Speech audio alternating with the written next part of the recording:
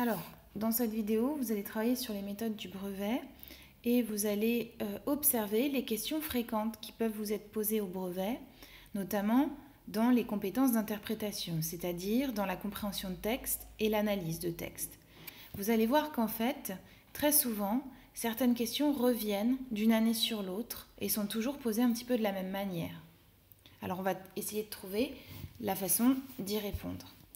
Premier type de question, c'est une question d'analyse, des questions sur le cadre spatio-temporel. Alors en général, on vous pose les questions suivantes, relevez les indications temporelles du récit, ou alors, où se déroule le récit, quels éléments vous l'indiquent. Dans ce cas, on vous demande de relever des indications sur le temps et le lieu de l'histoire qui vous est racontée. Cela veut dire qu'on va vous demander de retrouver des compléments circonstanciels de lieu et de temps, c'est-à-dire des groupes nominaux, des adverbes, qui vous donnent des indications sur le temps, l'époque et les lieux de l'histoire. N'oubliez pas toujours de citer entre guillemets en donnant la ligne. Deuxième type de question d'analyse, la situation des personnages. Alors vous avez souvent ce genre de questions. Quelle est la situation des personnages ou bien décrivez la situation des personnages. Dans ce cas-là, ce qu'on vous demande de chercher, ce sont les circonstances de vie ou les conditions de vie du personnage, leur état. Dans ce cas, il faut s'appuyer sur les renseignements donnés par le texte, que vous pouvez citer, toujours entre guillemets et en donnant la ligne. On vous demande alors de décrire un petit peu l'état de vie des personnages en reformulant les renseignements qu'on vous a donnés dans le texte. Troisième type de question, les sentiments des personnages. Très souvent, on va vous demander quels sont les sentiments éprouvés par les personnages ou bien décrivez les émotions du personnage.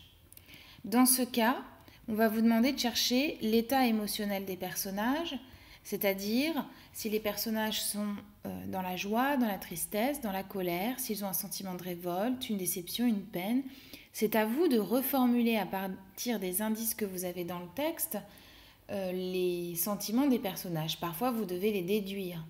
N'oubliez pas qu'il ne faut pas simplement donner le nom du sentiment, mais il faut toujours citer le texte, citer un élément du texte qui vous a permis d'arriver à cette conclusion.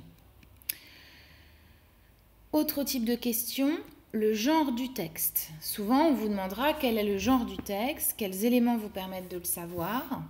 Dans ce cas, en fait, on va vous demander la catégorie, le type ou la nature du texte. C'est-à-dire, on va vous demander de définir si le texte est un roman d'aventure, une autobiographie, un poème, une comédie, une tragédie, un roman fantastique, une lettre, un roman policier. Soyez le plus précis possible. Si vous savez par exemple que le roman que vous lisez est une autobiographie, n'hésitez pas à aller le plus dans le détail possible.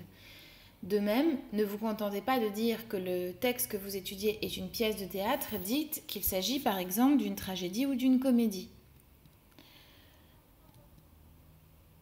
Vous pouvez aussi avoir des questions sur le champ lexical. Quel champ lexical est présent dans ce passage ou bien relever le champ lexical de. Dans ce cas-là, on vous demande de travailler sur les mots se rapportant à une même idée. Alors, il faudrait 3 mots si possible dans l'idéal, toujours en citant correctement. Enfin, on peut vous demander aussi les figures de style. On va vous poser ce genre de questions. Quelle figure de style est présente dans ce passage ou bien quel procédé d'écriture est visible ici? Dans ce cas-là, on vous demande de vous intéresser au style du texte, aux techniques employées. Généralement, il s'agit d'une comparaison, d'une métaphore, d'une accumulation, d'une exagération. Encore une fois, n'oubliez pas de citer correctement.